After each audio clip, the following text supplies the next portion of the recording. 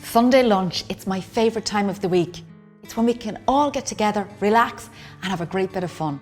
But it's also about good food, so I've chosen to share my recipe for slow roasted pork with rosemary caramelised apples and polenta roast potatoes for your Sunday lunch.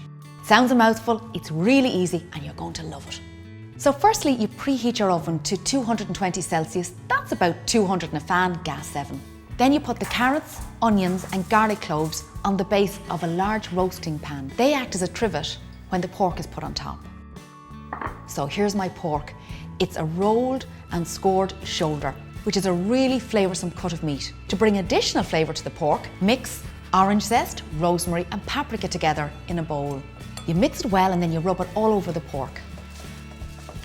Now here's a tip to develop the crackling. Sprinkle and rub in about a tablespoon of salt all over the top of the pork. The salt draws out the moisture and dries the skin. I usually roast the pork for about 30 minutes and then I season it with freshly ground black pepper. This method builds up layers of seasoning.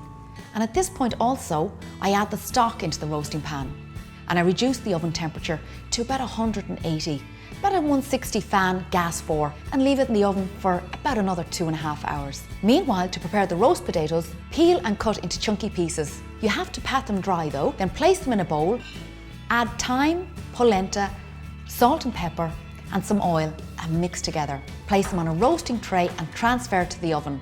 Roast them for about 30 to 35 minutes, depending on the size of the pieces of potatoes.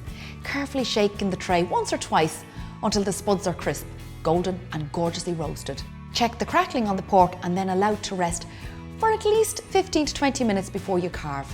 To serve, place the pork on a large serving platter and arrange the potatoes around the edge. I'm garnishing with rosemary caramelised apples. To make them, I simply sautéed apple slices and rosemary in butter and sugar until lightly golden. And for the perfect gravy, I just mashed the roast vegetables from the pork with the juices from the meat and added a little vegetable stock, and voila, simple and oh so tasty gravy. So there's your perfect Sunday lunch.